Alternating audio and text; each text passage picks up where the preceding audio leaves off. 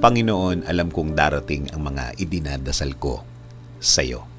Panginoon, salamat sa lahat ng mga blessings mo na ibinibigay sa amin. Salamat sa patuloy mong pagbibigay ng pag-aalaga sa amin.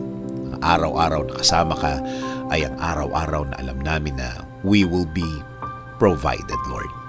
Alam po namin ang sitwasyon ngayon ay problemado pero hindi kami sa sitwasyon namin nakatutok, kundi sa inyo na, Panginoon namin, na kayang magbigay ng mga pangangailangan namin, Lord. Ikaw na laging tumutulong sa amin, Lord. Alam namin na hindi na magtatagal ang aming sitwasyon at makikita at marireceive na namin ang mga bagay na ipinagdadasal namin na magbabago ng aming mga kinakaharap ngayon. At alam namin, hindi na magtatagal yun, Panginoon. Hindi rin kami padadaya sa aming nakikita, sa mga sinasabi ng iba na hindi na magagawa ng paraan at wala ng solusyon ang aming mga problema. Na ito daw ay mas lalala pa, na ito daw ay mas gagrabe pa, na kahit na daw ano ang gawin namin, ay wala ng pag-asa pang mabago ang mga nasa harapan ko, Panginoon.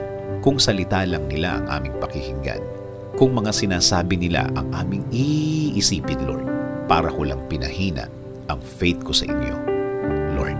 Pangako po, sa inyo lang po kami maniniwala at magtitiwala. Kayo po ang magiging laman ng aming mga puso at isipan.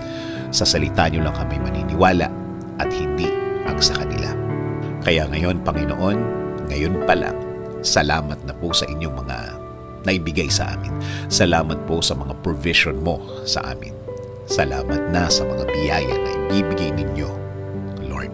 Kasama din po ng pasasalamat ng mga ibibigay ninyo sa akin at sa amin, Panginoon. Alam po namin na ang mga bagay na ibibigay niyo sa amin ay hindi na magtatagal. Hindi na magtatagal ang aming pag-aantay.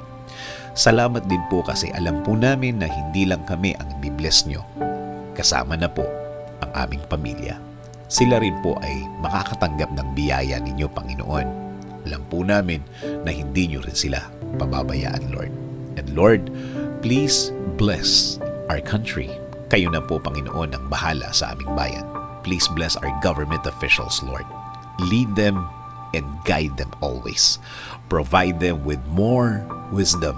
Give them the strength that they need, Lord. Lord, maraming salamat sa lahat. Sa lahat ng inyong ibinigay at ibibigay sa aming sarili, sa aming pamilya, at sa aming